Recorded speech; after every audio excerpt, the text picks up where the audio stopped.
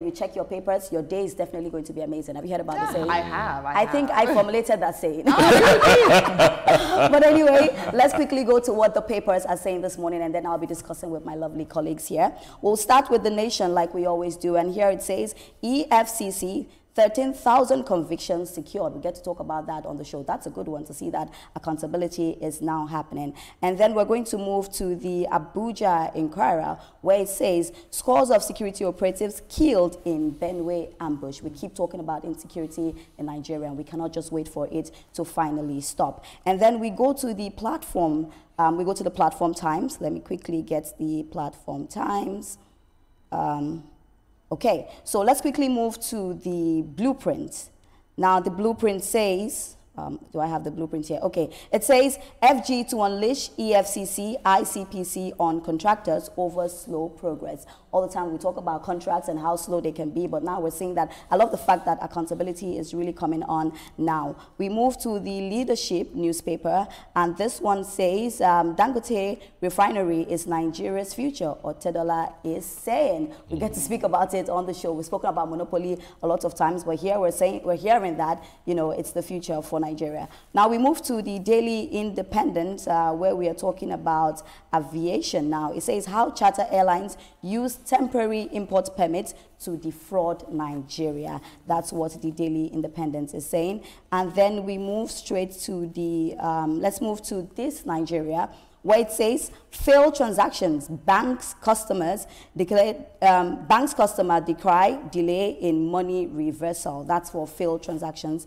That has to do with our banks. So I'm sure you've had a lot of failed transactions. And then we move to the News Direct. Now it says, this is talking about elections. It says without integrity, Nigeria's elections will remain tainted. And that's from Aviation Minister. He's warning that without integrity, there's going to be a problem. And then we go to the Hope, where it says FG probes outbreak of strange flesh-eating disease in Adamawa. This is quite a scary one, there. And then we're going to end with Sporting Life, where it says Lookman plays again for Lada. Now Lookman is playing again. Our players have been doing a fantastic job, so we definitely just have to give it to them. But we'll start with The Nation like we always do, and I have my lady here and my gentleman, Etoma. And we're looking at the EFCC. We're starting with this. I'm just happy that accountability is happening now. It says 13,000 convictions have been secured. You know, oftentimes when we hear that EFCC has arrested somebody, sometimes we ask, what happens next? You know, at the end of the day, we just hear, oh, they're probing, and then it goes down the drain. We don't hear anything. But now we're saying the EFCC is giving us accountability that, okay, you know, the amount of people that have been arrested, they've gone for convictions, and these are the people as well. Beautiful development as far as I'm concerned. If Nigerians start understanding that financial crimes will lead to one conviction or another, it will act as a deterrent to perpetrating those crimes. EFCC, under this gentleman, has been doing some, some fantastic work, and I hope that other agencies will take a leaf from him. He is not only pursuing the financial crimes without fear or favor. He is also telling us that we are getting convictions. He's also giving us figures of amounts of monies that EFCC is recovering and so on. So if an agency is up and doing, and every federal government agency is as up and doing as he is, Nigeria will definitely be a better place. And Wilfred, a lot of times we've spoken about accountability as well. Because like I said earlier on, when you hear about these people that have been convicted, you don't hear about them again. But now just saying to us that, you know, they're giving accountability. For me, I think that is key. And what would you say? Do you think the EFCC is doing a great job? I think so far, you know, they've been pulling their weight. Absolutely. So now this is what I would say. I think at this point, I'd like to talk on the issue of communication and the use of the media in these agencies. So it's one thing to actually be doing your job and then be doing it undercover and then nobody really knows. Which sometimes seems to be the situation, right? But then again, when you actually go the extra mile to actually communicate, and that's what's happening now. He's giving us facts, he's giving us figures. He's telling us, okay, fine, this is what's happening behind closed. So after we do this is what's happening next. These are the amounts, these are the sums, this is what. So when that happens,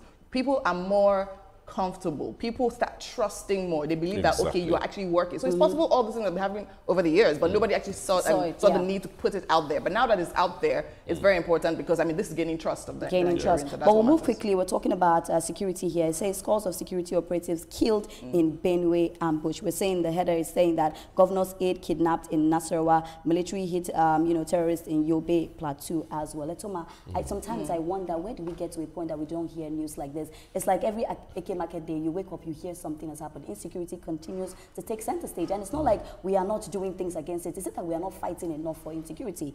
You know. There are times where I think about this thing and I just tell myself, look, it's a trend, it will blow off, you know, and other times I get so concerned about it. Mr. President caught his vacation, you know, to come face insecurity squarely, and this is what we're hearing. You get what I'm saying, you know? And one of the bandits or so boldly came out and said, look, if you kill 10 of us, 20 will rise. These guys are getting so emboldened. I think whatever measures we are taking as a government to fight insecurity, we should triple the effort. Triple it. You know, and face these things. There's one word I don't really like when I'm talking about security with non-kinetic approach. You know, Winfred, let me come to you here. It's the Platform Times. And, you know, we've spoken about this a whole lot. It says, bandit kidnapping 1 security agencies, kill 10 of us, 20 will rise. You know, on this table, I said it, I do not understand peace deal with bandits. I'm sorry, but I do not think that's the way to go. Because when you do that, you give them the power to now give you demands. These are criminals and should be treated like criminals. Exactly. So, I feel the whole idea of negotiating with bandits should literally be swept under and probably thrown out because it's not necessary. So now we're talking about kill 10 of us, 20 will rise again. That is the audacity. It is the audacity for me. And that's because they know that over the years, for one reason or the other, I mean, we listen to them. Okay, fine, what do you want? Okay, will you leave us? Okay, take 15 naira, take 2 naira, all this kind of thing. So all the back and forth is literally costly because they know that, you know what, we'll keep on threatening you because it seems as if people are not sure what you want to do. So we'll keep, do you understand? So the more they take a step, they say that, okay, fine, whatever happens is not swiping them out like that. Do you understand? So I just feel that the negotiations need to stop. Just as you said, sir, we need to literally cancel out, triple our efforts and not negotiating efforts, right? I mean, we're talking about, we have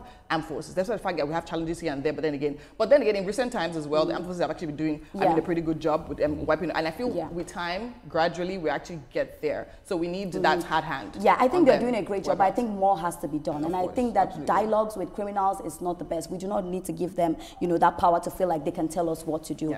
We'll move to the blueprint where it says FG to unleash EFCC, ICPC on contractors over slow progress. And Wilfred, I'll stay with you here. We're talking about accountability. I love the fact that we're saying that steps are now being taken because you see sometimes some contractors, you give them work, at the end of the day, they take a slower time, they do not even get to do it. We know that when it comes to contractors, sometimes they cry they've not been paid, but also them as well. Sometimes you give them work and at the end of the day, we've seen so many stories where EFCC is now, you know, moving closely with a particular contractor because he was given money and he didn't do the job. Absolutely. So that's actually very necessary. You need to consistently check contractors because I mean they can literally come up and say fine, they actually, and the funny thing is that they actually bid for this this contracts, right?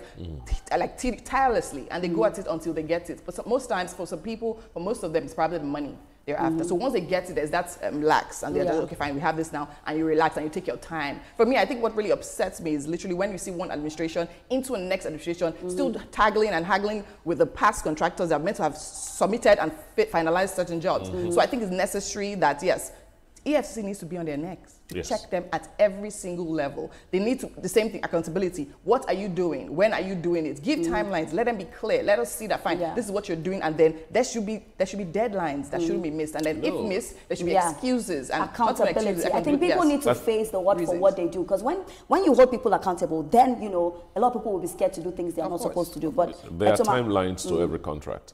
I want to blame, put some blame on the federal government that doesn't really do the due diligence. You can't give contracts of 10 billion to a contractor that doesn't have 1 billion. So you see, one of the reasons why these contracts really slow down is that they get the contracts before they go to the bank to negotiate for the money, and it takes time. You know, but let me come to you here, Etoma, the leadership. We've had this conversation a whole lot. We talk about the Dangote refinery. Now, Otedola is saying that, you know, Dangote refinery is the future, you know, for Nigerians. He's telling us. First of all. But, you know, I'll say something. You know, we've spoken about the monopoly. We've spoken about the back and forth. you know, the union and all of that. There were conversations we had on this table. But do you really agree with Otedola? Is it the future? First of all, Otedola and Dangote are buddies, man. So you're saying that you said about your friend. They hang out. But on a serious note, what Otedola is saying is the truth. You know, business is not static. Business is a very dynamic thing. You know, it keeps moving, it keeps changing. And when you try to stop a moving train, you know what happens. It's time for a distribution of petroleum, the system of distribution of petroleum in Nigeria. It's time for it to change, leave this depot arrangement and go straight to the buyer. And, you know, that way you cut the middleman and it drops the price. And that's what Dangote is trying to achieve. And Nupeng is not really happy about it. So what about all our depots? That's what they're asking. A lot of people are definitely accusing him of monopoly. Is monopoly good for us? At the end of the day, that's the conversations that I think we should be having. But let me come here to you, Winfred, on the Daily Independent, and we're talking about aviation here. It says how charter airlines use temporary import permits to defraud Nigeria. So some of these charter airlines, they come and you know that after they are done, they stay actually and they start operating. Yes. So sometimes that actually happens. But then again, you talk about, I mean, the aviation is not without a body, right? And then, of course, these permits obviously have expiration dates. And then there are officials that are actually meant to do the due diligence to make sure that, fine, once this expires, you are out. And it doesn't go. But then again, we all know that certain things happen behind closed doors. You know, the quarrel they are having here actually is not from the aviation side, it's from the customs. Customs are saying that if you bring in an aircraft, Customs is seeing that aircraft as a product. You know, it has a gestation time of 2 years before operating in Nigeria. But after 2 years, you have to pay the customs duties, which runs into billions of naira. And so these private airlines that come in for this thing, they have found a way taking advantage of the lacuna between the customs law and the NCAA law. That is what they are taking advantage of. And at the end of the day, these laws are put in place for it to be followed. Nobody is above the law. So when I see things happen like this, I'm like, what are we doing? It's for us to harmonize those laws, where the customs and the NCAA laws will be complementary to each other and not sort of fighting each other. Okay, Etoma, let me move to you on this one. And this is the Daily Times. It says, FG revokes 1,263 mineral license for defaulting annual fees. What is it with Nigeria and not paying? What is it with us that we do not want to pay? Because enforcement has always been weak. And even when we are talking about regular crimes, enforcement is weak. We are talking almost everything. We have a weak enforcement culture in Nigeria. We just have to improve it. But at the end of the day, as citizens as well, are we not supposed to do the right thing? Because sometimes we're complaining, Nigeria this, Nigeria that. But you also have a role to play. The government cannot do everything. So your role as a citizen, what are you doing with it? You see, if the government doesn't wave the big stick, human beings ordinarily will want to take advantage of every situation that they have. So if government doesn't show that you try it, I'll deal with you mercilessly, you will have people trying to cut corners. And that's what's going on. Like this revocation of the licenses, that's one big stick being waved right now. So let's see what if other people will say, I'm not going to pay after all, nothing will happen. All right, now let me go to the News Direct. And it's saying that without integrity, Nigeria's elections will remain tainted. And that's from Aviation Minister. He's warning. You know, the other day we were speaking about the INEC and we were saying that they're telling us that, you know, parties should not start, you know, what do they call it? They should not start campaign early. And I said, I'm not even thinking about that. I'm thinking about just give us a free and fair election. Because at the end of the day, INEC is a body that has been criticized in so many ways. Like every election, we always come out to hear, oh, this was done wrong, this was done wrong. And I'm hoping that 2027 would not be the same. And this is what, you know, Aviation Minister is saying. He's warning, actually. Yes. Integrity is something that when it comes to elections, comes to selecting political leaders, right? Integrity at all levels is very, very important. So we can definitely not overlook it because we need to know that, okay, fine, these are the leaders that are representing several parties. Now, at the party level as well, integrity is necessary because in the end, people are voting based on what they see, based on what they hear. So it now depends on the people, the leaders, the parties, INEC themselves, right? Their ability to literally puts the details, puts the information. We're talking about accountability earlier. Put it out there. Let's know, okay, fine, this is what we're going for, right? These are the rules. The rules are being followed. Now, you guys make your decision. And when we make our decision, then okay, fine, this is what you've decided, and then that's what we get. You know, we're telling people to go out to vote, but at the end of the day, we want their votes to count. A lot of people have lost hope in INEC because they're like, you speak to some people that say, I don't want to vote. At the end of the day, will the vote count? It's not just INEC that people have lost confidence in. It's the whole electioneering system that people have lost this day. Once Nigerians believe that their vote counts, Nigerians will go out and vote, will be more serious about it, and so on. But right now, the average Nigerian, especially in the South, you know, or the southern part of the country, believes that, well, why should I go there? But when it comes to voter registration, oh boy, they're fast everybody wants they use it for other things too, so they're very fast. So they do it so seriously. But when it comes to election itself, look, it's very simple. When an election is holding in a particular state and you can predict that this is the person that will win, then that means that election is not free and fair. That means there's a problem. And at the end of the day, I tell people, once you go and register, it's your duty, not even you, it's your duty to go out and vote. So I just hope that INEC does a better job, you know, for 2027. I'm really hoping that they get to clear all the doubts. We need a lot of voter education, a lot of voter education. All right, so we'll move to this Nigeria where I told you that I think you face a lot of this. It says failed transactions, bank customers decry delay in money reversal. See, Wilfred, a lot of my money is gone. I'm not going to mention the names of the bank, but you see that at the end of the day, they tell you that there's going to be a reversal. You even go to the bank. Sometimes you go to the bank, they'll tell you, oh, in a week or two, and you never see, you know. So it's saying that people are speaking about this, and supposedly it's supposed to be about 2 days before you get the money. But right now, it's taking weeks, sometimes years, and sometimes never. I'm wondering why it should even take 2 days. You know, I mean, there's something that can take 30 minutes to. You are reversing monies that had been transferred to somebody, and somehow there was a glitch and the money didn't get to its destination and so on.